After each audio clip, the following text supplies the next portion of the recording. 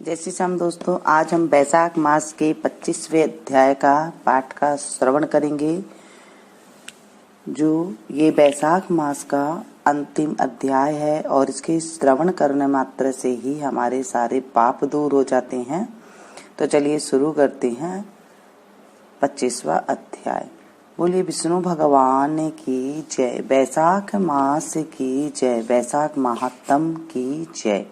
श्री सुतदेव जी कहने लगे, हे राजन, बैसाख में शुक्ल पक्ष के अंत की जो 3 तिथि पूर्णमासी तक है वे बड़ी शुभ फल देने वाली है।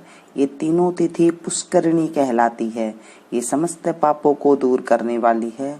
जो कोई बैसाख मास में महीने भर तक स्नान नहीं कर सकता, उन्हें इन 3 तिथियों में स्नान करने से संपूर्ण फल मिल जाते हैं। संपूर्ण देवता त्रयोदशी के दिन इकट्ठे होकर जीवों को पवित्र करते हैं। पूर्णमासी के दिन विष्णु भगवान के संग संपूर्ण तीर्थ इकट्ठे होते हैं। चतुर्दशी के दिन यज्ञ सहित सब देवता उन्हें पवित्र करते हैं। कोई कैसा ही ब्रह्मघाती अथवा मद्यपान करता हो, ये सबको पवित्र करते हैं। प्राचीन काल में बैसाख कोई एकादशी के दिन विष्णु भगवान ने अमृत उत्पन्न किया। द्वादशी के दिन उसकी रक्षा की। त्रयोदशी के दिन देवताओं को अमृत पिलाया और चतुर्दशी के दिन देवताओं के विरोधी दैत्यों का नाश किया तथा पूर्णमासी के दिन देवताओं ने अपने राज्य को प्राप्त किया। इससे देवताओं ने प्रसन्न हो इन 3 तिथियों के प्रति पूर्वक प्रफुल्लित चित्त से वरदान दिया था। बैसाख में ये तीनों तिथियां शुभ होती है। पुत्र पुत्रादि फल देने वाली और मनुष्य के पापों को दूर करने वाली है। जो अधम मनुष्य संपूर्ण बैसाख मास में स्नान नहीं कर सकते, वह इन 3 तिथियों में स्नान करने से पुण्य फल प्राप्त कर लेते हैं। जो मनुष्य इन तिथियों में भी स्नान दान आदि नहीं करते, वे चांडाल की योनि पाते हैं, फिर गौरव नरक में जाते हैं। जो इन तीनों तिथियों में गर्म जल से स्नान करते हैं, वह 14 मनवंतर तक रौरव नरक में निवास करते हैं। पितृश्वरों और देवताओं के लिए जो दही और अन्न दान नहीं करते, वे पिशाच की योनि प्रलय काल तक भोगते हैं। जो बैसाख मास में नियम पूर्वक कर्तव्य कर्मों में लगे रहते हैं, वे विष्णु भगवान की सायुज्य मुक्ति को प्राप्त होते हैं, इसमें संदेह नहीं है। जो बैसाख में कुल महीने में नियम पूर्वक न रहकर केवल इन 3 तिथियों में शास्त्र विहित कर्म करते हैं, वे पूर्ण फल पाकर विष्णु लोक में निवास करते हैं। जो मनुष्य देवता, पितृश्वर, गुरु और विष्णु भगवान के निमित्त स्नान दान नहीं करते, उन्हें हम शाप दे देते हैं। वे मनुष्य निसंतान, आयुहीन और दुखी होंगे। देवता ऐसा वर देकर अपने अपने धाम को चले गए। अतः वे तीनों तिथियां बड़ी पुण्यकारिणी और सब पापों को नाश करने वाली है तथा तीनों पुष्करिणी कहलाती है। पुत्र और पौत्र को बढ़ाने वाली होती है। जो स्त्री पूर्णमासी के दिन ब्राह्मण को मालपुआ और खीर भोजन करावे तो कीर्तिमान पुत्र होवे। पिछले इन्हीं 3 दिनों में जो कोई गीता का पाठ करे, उसे प्रतिदिन अश्वमेध यज्ञ करने का फल मिले, इसमें कोई संदेह नहीं। जो कोई इन 3 तिथियों में विष्णु सहस्त्र नाम का पाठ करता है, उसके पुण्य के फल कहने की तो किसी में भी स्वर्ग तथा पृथ्वी भर में सामर्थ्य नहीं है। पूर्णमासी के दिन कोई सहस्त्र नाम का पाठ करे और एक एक नाम पर मधुसूदन भगवान को दूध से स्नान करावे, तो उसके सब पाप दूर हो जाते हैं और वह विष्णु लोक को जाता है। जो सभी उत्तम उत्तम पदार्थों द्वारा मधुसूदन भगवान का पूजन करे, तो कल्पांत में भी उसके पुण्य क्षीण नहीं होते हैं। जो कोई मनुष्य बैसाख में न स्नान करे न दान करे, वह ब्रह्म हत्या, गुरुघाती और पितृस्वरों का नाश करने वाला होता है। जो कोई नित्य प्रति श्रीमद् भागवत का एक एक श्लोक, अर्ध श्लोक या चौथाई श्लोक पढ़े, वह ब्रह्मत्व को प्राप्त होता है। इन 3 दिनों में श्रीमद् भागवत की कथा सुनने वाला कभी भी पापों में लिप्त नहीं होता, जैसे कमल के पत्ते पर जल नहीं ठहरता। इन 3 तिथियों में विधिवत भगवत पूजा, स्नान, दान आदि करने से बहुत से मनुष्य देवता हो गए हैं, कितने ही सिद्ध बन गए हैं और कितने ही ब्रह्म भाव को प्राप्त हुए हैं।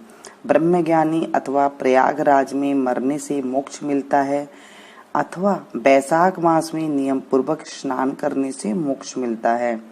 बैसाख के पूर्णिमासी के दिन स्नान करके नीले रंग का सांड छोड़े तो समस्त बंधन से छूटकर धर्म, अर्थ, काम और मोक्ष की प्राप्ति होती है। जो गरीब कुटुंबी ब्राह्मण को गोदान देता है वह अकाल मृत्यु से छूटकर परलोक में परम पद को प्राप्त होता है। जो मनुष्य बैसाख के पूर्णिमासी को बिना स्नान दान किए बिता देती हैं वह 100 जन्म तक कुत्ता की योनि में पड़कर विष्टा के कीड़े होते हैं। तीनों भुवन में 3.5 करोड़ तीर्थ हैं। ये सब इकट्ठे होकर पाप समूह से डर से सलाह करने लगे कि पापी मनुष्य अपने किए पाप हमारे बीच में त्यागते हैं तो हमारे पाप कैसे दूर होंगे। ऐसी चिंता करते हुए तीर्थपाद हरि भगवान की शरण में गए और अनेक स्तोत्र द्वारा स्तुति करके प्रार्थना करने लगे। हे देव, हे जगन्नाथ, हे संपूर्ण पापों को नाश करने वाले, पापी मनुष्य हम में स्नान करके पापों को हमारे बीच में छोड़ आपके धाम को चले जाते हैं। तो हे प्रभु, हम तो आपके आज्ञाकारी हैं, अतः ये पाप हे जनार्दन हमसे कैसे दूर होंगे। हे प्रभु, हम आपके चरणों की शरण के इच्छुक हैं, कोई उपाय हमारे सामने कहिए। जब तीर्थों ने ऐसी प्रार्थना की तब भूत भावन भगवान हंसते हुए मेघ जैसी गंभीर वाणी से बोले, बैसाख के महीने में मेष की संक्रांति में शुक्ल पक्ष में जो अंतिम 3 दिन है वे 3 दिन सर्व तीर्थमय पुण्य रूप है और मेरे प्राण से प्यारे हैं। इनमें सूर्योदय से पहले स्नान कर जल से बाहर आ जाए, जिससे सब प्रकार के पाप से छूट पुण्य रूप और निर्मल हो। उन तीनों दिवसों के बीच जो कोई स्नान नहीं करते उन मनुष्य में ही पाप स्थित रहता है। जो पाप तुम्हारे बीच में उनसे निकलकर इकट्ठे हुए हैं, जो मनुष्य इस प्रकार तुम्हारे बीच में पाप छोड़ गई हैं वह उनमें रहते हैं। ऐसा तीर्थपाद विष्णु भगवान के ने तीर्थ को वरदान दिया और ऐसी आज्ञा दी, योग बल से वहीं अंतर्ध्यान हो गए और सब तीर्थ अपने अपने धाम को चले गए। प्रतिवर्ष बैसाख के महीने में पिछले 3 दिन में सब अपनी अपनी पापों को छोड़ निर्मल होते हैं। जो बैसाख के पिछले 3 दिनों में स्नान नहीं करते उन्हीं के ऊपर सब मनुष्य के पाप आकर के ठहर जाते हैं। इस प्रकार स्नान न करने वाले मनुष्य को तीर्थ शाप देते हैं। जो कोई इन 3 दिनों में स्नान नहीं करता उसके समान कोई पापी नहीं है। ऐसा पाप किसी भी शास्त्र में न देखा न सुना है। अतएव पिछले 3 दिवस में स्नान, दान और मधुसूदन भगवान की पूजा न करे तो इससे तुल्य कोई पाप नहीं है। जो इन कर्मों को न करे वह 14 मनवंतर तक नरक में पड़ा रहे। इस प्रकार संपूर्ण बैसाख का महात्म महाबुद्धिमान श्रुतिकीर्ति ने आगे कहा हुआ जैसे जैसे सुना था देखा तदनुसार ही माधव मास की कथा का वर्णन की गई है। इस महात्म को पूरी रीति से वर्णन करने की सामर्थ्य तो ब्रह्मा की भी नहीं है। पहले कैलाश के शिखर पर बैठकर पार्वती जी ने महादेव जी से पूछा, तब महादेव जी 100 वर्ष तक यही कथा कहते रहे तो भी पूरी न हुई। तब असमर्थ हो चुप हो गए। विष्णु भगवान जगन्नाथ श्री नारायण के बिना कोई भी बैसाख मास का वर्णन पूर्णतः नहीं कर सकता है। पहले सब ऋषियों ने मनुष्य की हित कामना से थोड़ा थोड़ा बैसाख महात्म वर्णन किया है, परंतु हे राजन, किसी ने अंत नहीं पाया। असमर्थ होकर सब बैठे रहे तू बैसाख मास में दानादि सत्कर्म कर, इनसे निश्चय ही मुक्ति मिलेगी। ऐसा मिथिलापति राजा जनक को समझाकर सुतदेव जी राजा से पूछकर जाने का विचार करने लगा। तो राजा को एक साथ अल्लाद उत्पन्न हो गया, नेत्रों से जल टपकने लगा। तब उत्सव करने में प्रवृत्त हुआ और अपनी बुद्धि के लिए सुतदेव जी को पालकी में बैठाकर ग्राम की प्रदक्षिणा कर चतुरंगनी सेना को संग भेजा और पीछे पीछे स्वयं चला। फिर अंतपुर में ले जाकर वस्त्र, आभूषण, गो, पृथ्वी, तिल, सुवर्ण आदि सब प्रकार के वैभव आगे रख नमस्कार कर हाथ जोड़ सन्मुख खड़ा हो गया। तब महातेजस्वी महायशस्वी सुतदेव जी अत्यंत संतुष्ट हो प्रसन्नता पूर्वक अपने धाम को चले गए। तब नारद जी कहने लगे, हे राजा अम्बरीश, यह परम अद्भुत आख्यान मैंने तुम्हारे सन्मुख वर्णन किया, जिससे सुनने से ही संपूर्ण पाप नष्ट हो जाते हैं और सब प्रकार की संपत्ति मिलती है। इसी से भोग, ज्ञान और मोक्ष प्राप्त होता है। नारद जी के ऐसे वचन सुन महायशस्वी राजा अम्बरीश मन ही मन ऐसा प्रसन्न हुआ कि बाहर से सब व्यापार छोड़ दिए और दंड की तरह पृथ्वी पर गिर सिर से प्रणाम करने लगा तथा सब प्रकार के ऐश्वर्यमान पदार्थों से नारद जी की पूजा की। फिर भगवान नारद मुनि ने राजा से पूछकर अन्य लोग चले गए, क्योंकि साप के मारे एक जगह नहीं रह सकते थे।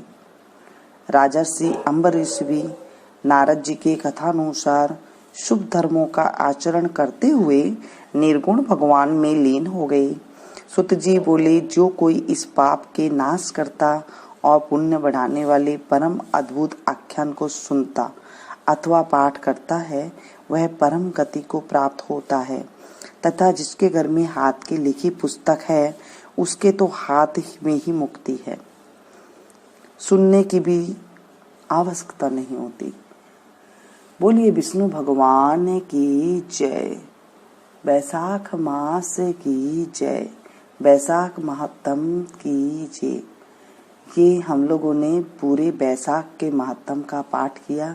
इसका आप लोगों ने पुण्य सुना कि हमें जो है पाप की नाश होती है और संपत्ति की हमें प्राप्ति होती है। इतना ये सुख देने वाला कथा हम लोगों ने कही। अगर आप स्नान नहीं कर सकते हैं, सिर्फ आप ये कथा को ही सुन ले तो ही आपको बहुत ज्यादा पुण्य की प्राप्ति होती है। चलिए आज हम आरती भी कर लेते हैं और कुछ भगवान का जो है भजन भी कर लेते हैं। तो भजन इस प्रकार है। नमो भगवते वासुदेवाय, नमो भगवते वासुदेवाय, नमो भगवते वासुदेवाय, नमो भगवते वासुदेवाय, नमो भगवते वासुदेवाय। जय जगदीश हरे, ओ स्वामी जय दीनानाथ हरे, भक्ति जनों के संकट क्षण में दूर करे। जय श्री जय जगदीश हरे, जो ध्यावे फल पावे, दुख बिन से मन का, ओ स्वामी दुख बिन से मन का, सुख संपत्ति घर आवे, कष्ट मिटे तन का। जय जगदीश हरे, मात पिता तुम मेरे, शरण गहूँ मैं किसकी, स्वामी शरण गहूँ मैं किसकी, तुम्हें बिन और न दूजा, आस करूँ मैं जिसकी। जय जगदीश हरे, तुम पूर्ण परमात्मा, तुम्हें अंतर्यामी, ओ स्वामी आप अंतर्यामी, पार ब्रह्म परमेश्वर तुम सबके स्वामी।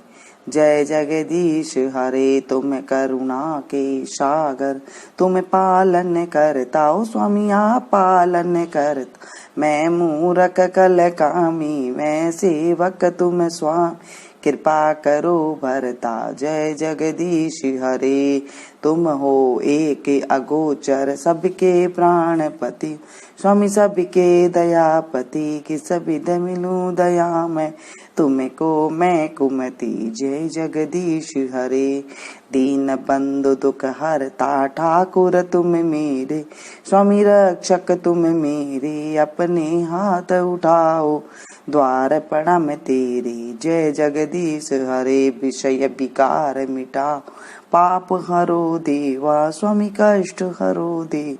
सरदा भक्ति बढ़ाओ संतन की सेवा।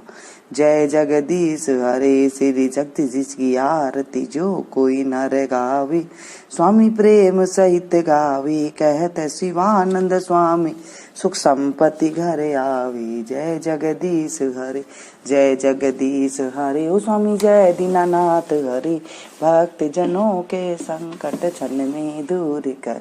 जय जगदीश हरे। जय विष्णु भगवान की जय। बैसाख मास की जय, बैसाख महात्म की जय।